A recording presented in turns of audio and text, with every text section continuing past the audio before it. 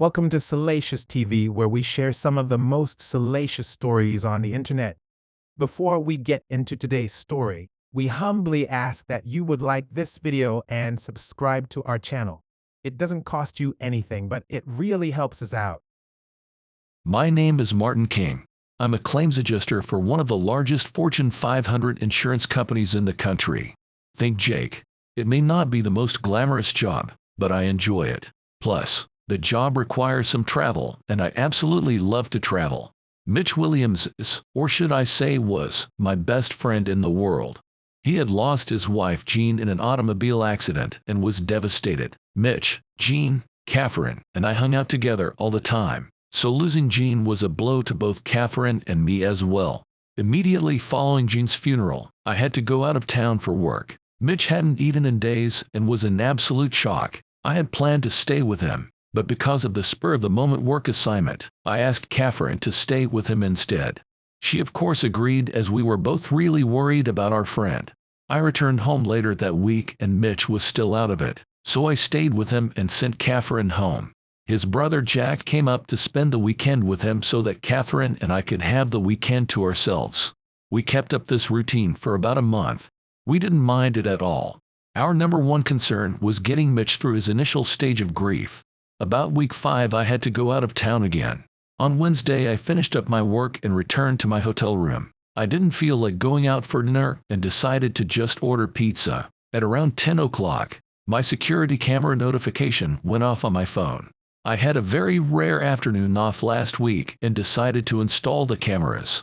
We lived in a pretty safe neighborhood, but you never can be too careful nowadays, I thought to myself. And with my unpredictable work schedule, the cameras offered additional peace of mind knowing that I could check on the house and my beloved Catherine whenever I wanted to.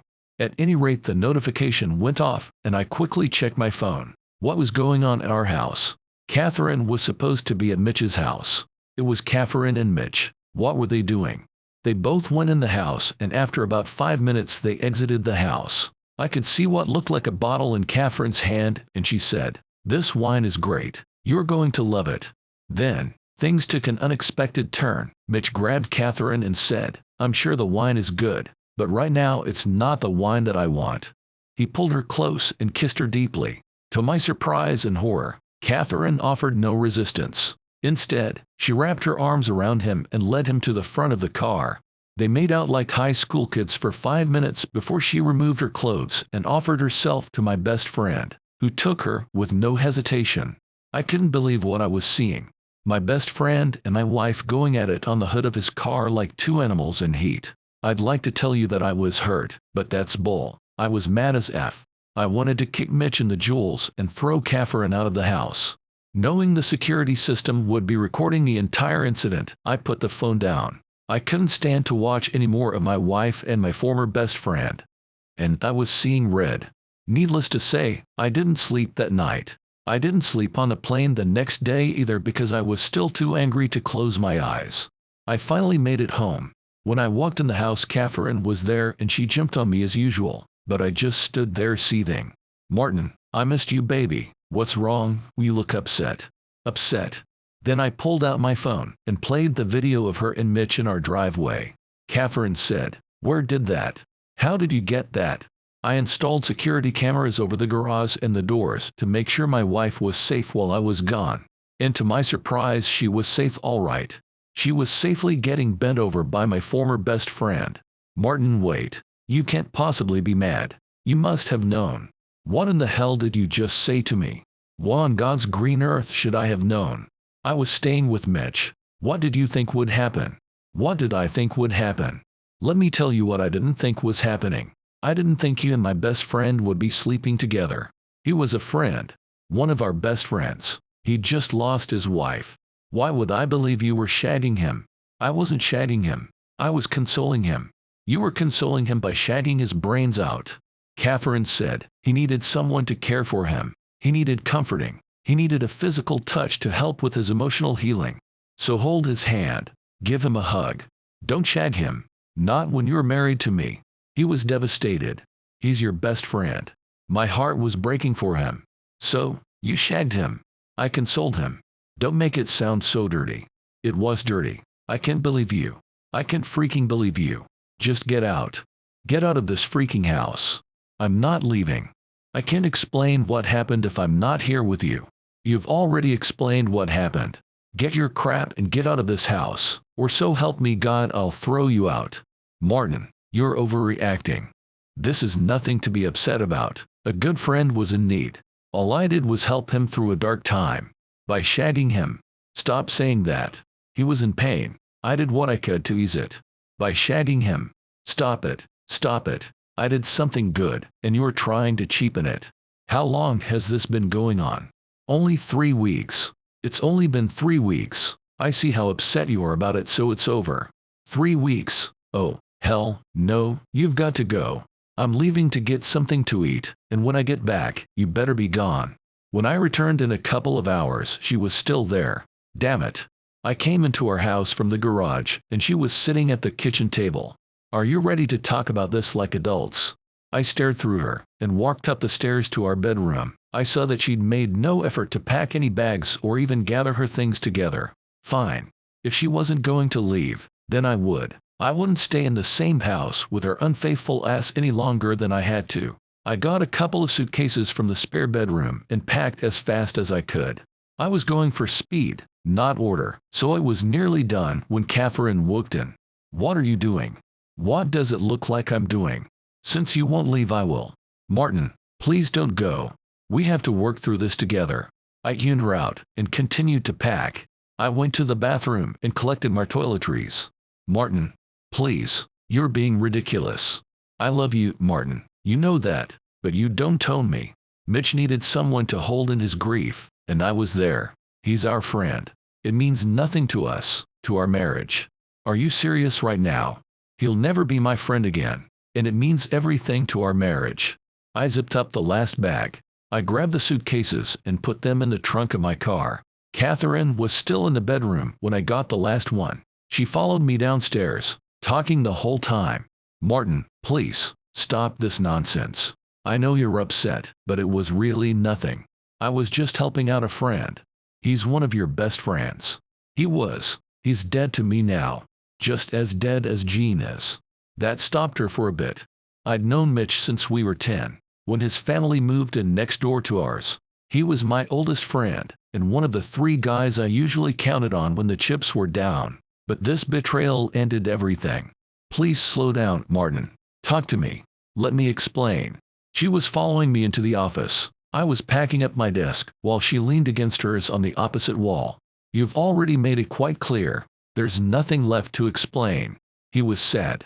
You slept with him, not just once, but over and over again for 3 weeks. I'm leaving you. Please, Martin, we've always talked things out. We're about to start a family. We've got so much ahead of us. There's no need for this drama. Everything will be fine. You'll see. You love me. I love you. My feelings for you haven't changed one bit. Stop this. I looked her straight in the eyes and said, but my feelings for you have. Goodbye, Catherine. You'll be hearing from my lawyer. The calls and texts started before I backed out of the driveway. I deleted everything from Catherine without reading or listening. In an attempt to calm down, I went to the gym to burn off some energy. It helped, but not nearly enough. After showering, I drove to a hotel close to work and checked in. My phone was buzzing constantly, so I blocked Catherine's number. But my relief was short-lived. The calls from my siblings and my parents started. What's going on, Martin? Catherine called and said you'd left her. Did she tell you why? No, just that you were upset. You know that every marriage has its rough spots. You have to stick together and work through them. She shagged Mitch for 3 weeks. What? She shagged Mitch for 3 weeks to help him overcome his grief. But that doesn't make any sense at all. Are you sure? She told me. Oh, you must have misheard her. That can't be right. I'm sure it's just a misunderstanding. You need to get this sorted out. She's your wife, son. Go home and try to work things out. Goodbye, Mom. I had nearly the identical conversation with Evelyn and Dean. Apparently, Catherine's infidelity was my issue, not hers, at least according to my own family. I couldn't believe them. My wife gives it up to my friend, but it's my fault. With family members like mine, who the hell needs any enemies? I got a sandwich and salad from the deli and ate it in my motel room watching the Bulls. I couldn't tell you anything about either the food or the game. At some point my phone rang. It was Mitch. Forget you. Don't ever speak to me again. I hit before he said a word. Then I blocked his number too. The next day wasn't much better. Catherine was using friends' phones, so I just started blocking those numbers as she used them. I deleted voicemails as soon as I heard they were from her, or friends calling on her behalf. Her text showed her growing frustration. Talk to me, Martin. We need to talk now, baby. You know I love you with all my heart. Please talk to me. It was nothing. Martin, come home. Damn it, Martin. Call me. Martin, call me. I'm worried about you. Hell to the no. I'm not answering you. I'm not calling you. I'm not texting you. I'm divorcing you. I watched the Bulls lose again, and I still couldn't remember what I ate, or even if I did. I remember going outside for some air, but it was raining, so I wasn't outside for long. Monday rolled around and I went into work. Catherine called 5 minutes after I sat down at my desk. I recognized the number, but I had to answer the phone as part of my job. What do you want, Catherine? Thank God. Martin, please come home. I love you, and I miss you so much. We need to talk. No, we don't. You've said all I needed to hear. You just don't understand. It was nothing. I do understand, and it was everything. You've made your position very clear, and I think I've made mine just as clear, so let's just move forward from here. Oh, Martin, I'm so glad to hear you say that. What time will you be home? I've got everything to make chili. Can you get a nice bottle of wine on your way home? What? I'm not coming home, Catherine. When I say move forward from here, I mean with a damn divorce. Screwing around on me is a deal breaker.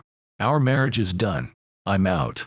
No, you can't divorce me. I love you, and I know you love me. Come home so we can talk, please. I could hear her crying.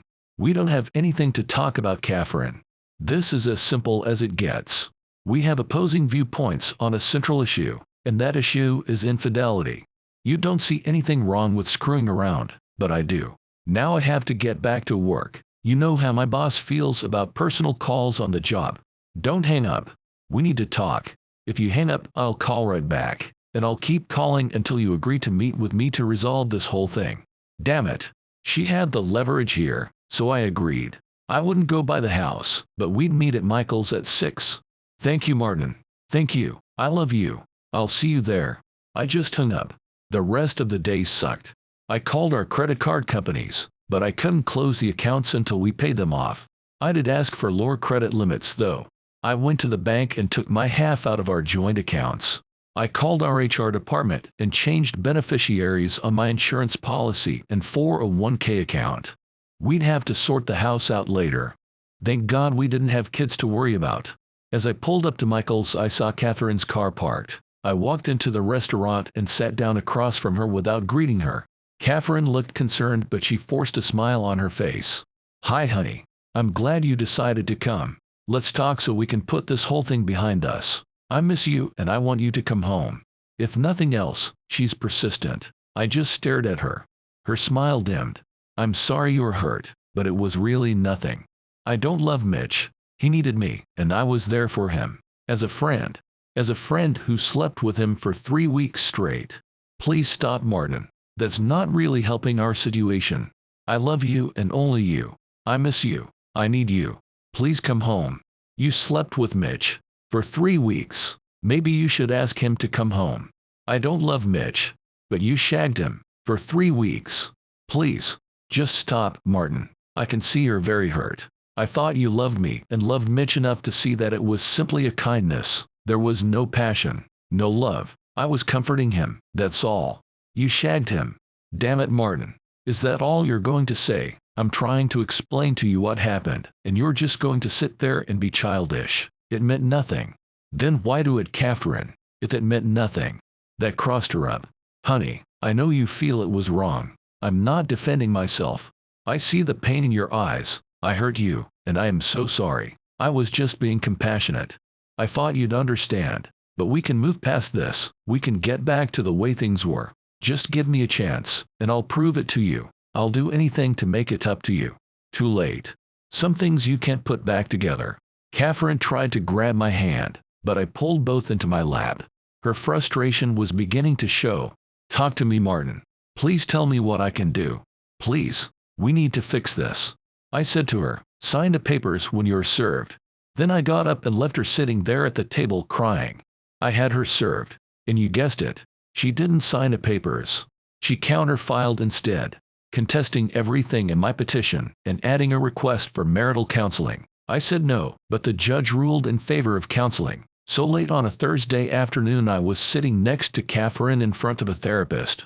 What would you like to accomplish with our time together, Martin? The therapist asked. I want to do whatever the heck I have to do to expedite a divorce. So no interest in saving your marriage. I don't have a marriage. She made our marriage null and void when she bent over for my former best friend. Now we just have to make it official. Catherine, I take it you have a different goal. Catherine was crying already.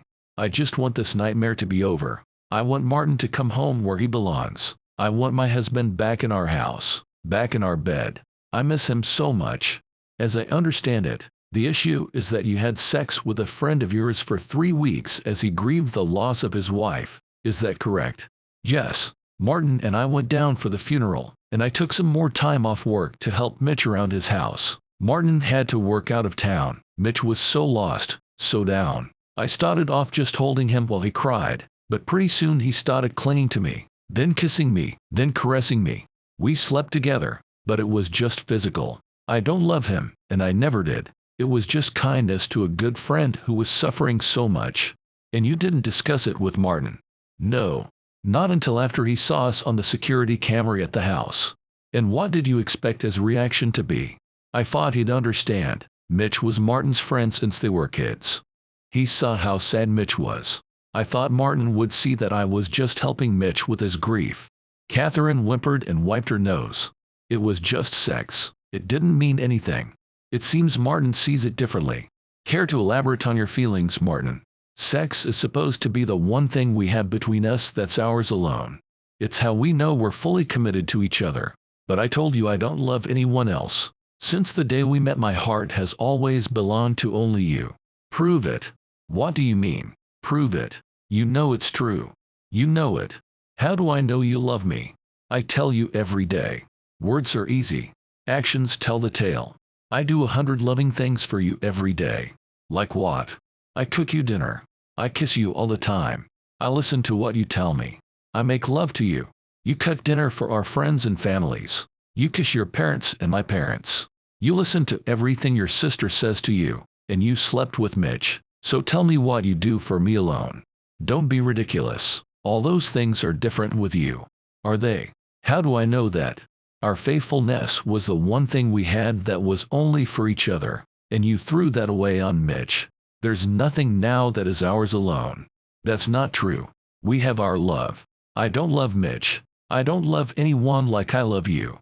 But you can't prove it to me. And the way you just tossed aside our promises to each other says I can't trust you with my heart. So we're done. No, stop saying that. I think we've gone as far as we can together right now, the therapist said gently but firmly. I'd like to spend the rest of the session tonight with Martin alone. Can you come back at 4 on Friday, Catherine? That's our next session, and we'll have an hour to work together then. Catherine left sobbing. I felt very uneasy being alone with the therapist. Is there any path where you don't choose divorce? She asked. No. That's pretty definitive. So no extenuating circumstances. If she were drugged, it would be a whole different thing. One drunken slip. There might be a way back. But this, she consciously chose to do Mitch for 3 weeks, spending the nights in his bed like she was his wife. I'll never get past it. Do you think there's a difference between having sex and making love? Sure. So she could have just been having sex with Mitch. She could be still making love only with you, the therapist said. How can you tell the difference? I responded. I don't know. Can you tell the difference? I can't. I know my own feelings, but I don't know yours or anyone else's except by what you show me. I paused for a moment. Do you know how to tell how important a commitment is to someone? Tell me. It's by how much they have to sacrifice to keep it. Being faithful to your spouse is not easy. Having one partner for 40 or 50 years is hard.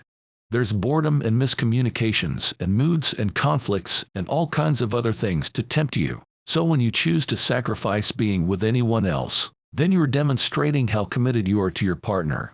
That's how you know if someone loves you like a partner should. They're willing to make a huge sacrifice day after day to show you that they love you.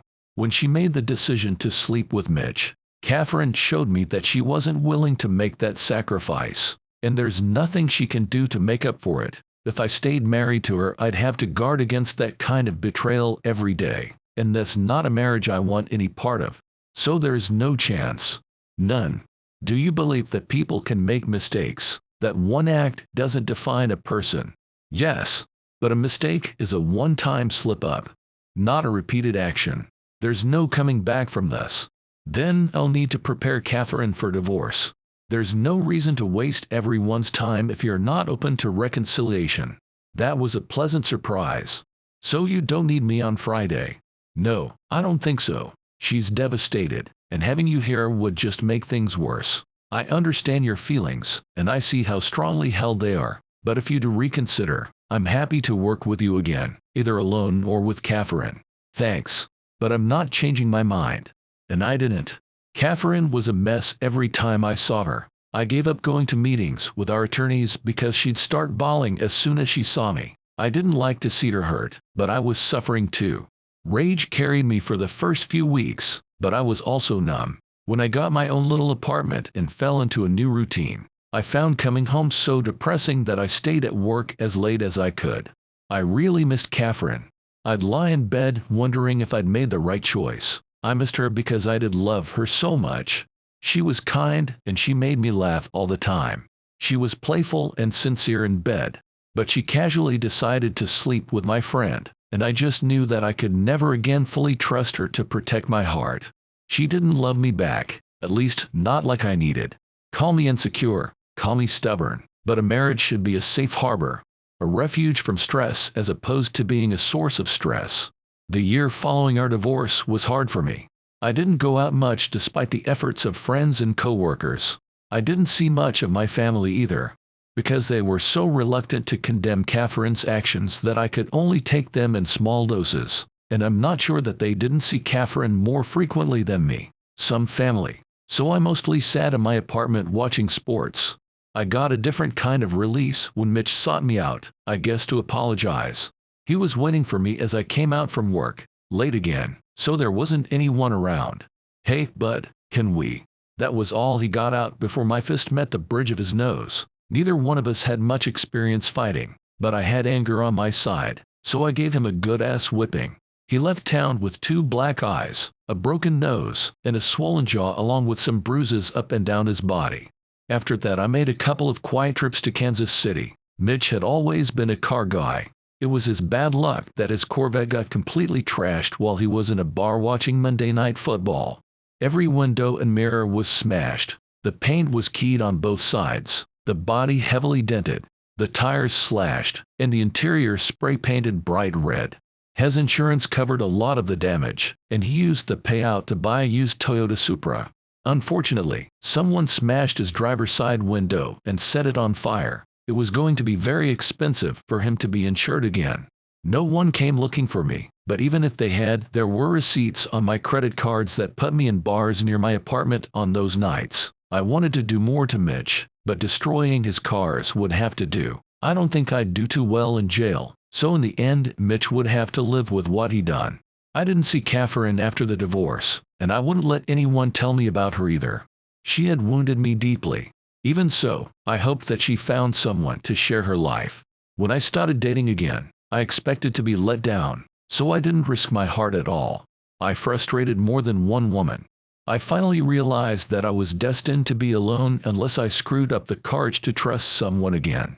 I also needed to get back into shape, so I joined the spin class at the gym. My first day in the class also turned out to be the first day for Andrea. She was beautiful. She's tall and lean, with long black hair. Neither of us could keep up, so we spent much class chatting when we had our breath. She was lively and quick-witted, and I laughed a lot. After class was over and everyone had left, we continued to talk, enjoying each other's company. I know this is last minute, I said, but if you're free tonight, would you like to go to dinner? Her smile was amazing. I'd like that. What did you have in mind? Something casual. What's your favorite food? Italian. Isn't it everyone's favorite? Everyone who matters. It's mine too. We exchanged numbers and went home to clean up. I felt giddy as a schoolboy and it felt good. I picked her up at 6 and we had a very pleasant, low-key evening. I got a nice hug and a quick kiss, but it was more than I expected, so I floated home a happy man. We dated regularly after that. I was honest with Henriette about Catherine and me, and I learned that she had 2 relationships that went bad because of cheating. So we took things slow. We didn't become physically intimate for 3 months. That first night together was amazing. After dinner we had a hard time keeping our hands off of each other. When we made it to her place, we undressed each other as we walked through the door. My heart was pounding through my chest, and I was fully excited. It had been a while since I had any, and I couldn't wait to have Henriette. I was all over her, and she just melted into me. I picked her up, took her upstairs, and stretched her out on the bed. Her body was amazing. We melted into one another, arriving multiple times. Afterwards, I held her close, looking into her beautiful brown eyes, and said, "I don't do this casually. If we're going to take this step, I need to be the only one for you, and you'll be the only one for me." Henriette smiled and kissed me back. I liked the sound of that. We moved in together after 4 more months of dating. Henriette was warm and generous and grounded. I was direct and honest. She was organized but not inflexible, and I took direction well. We were very compatible, but with enough differences to keep things interesting. In addition to cycling and Italian food, we both loved action movies. I didn't understand her love for knitting though, and my fascination with pickleball confused her too.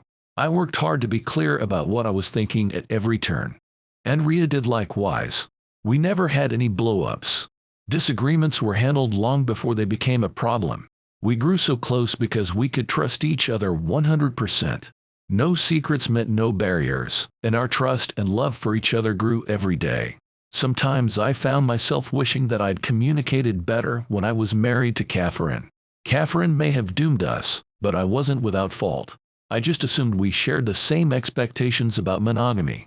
She did too. We blindsided each other, and I wonder if we could have avoided the whole nasty business if we talked more ahead of it. But we didn't, so we hurt each other, and we both have to live with that going forward.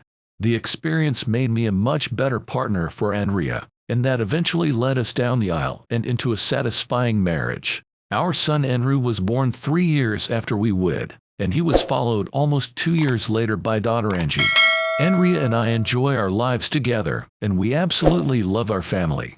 And since we both love order, early on in the relationship we established rules to keep our relationship and our home in order. And rule number 1 is that we shall both be faithful and monogamous to each other.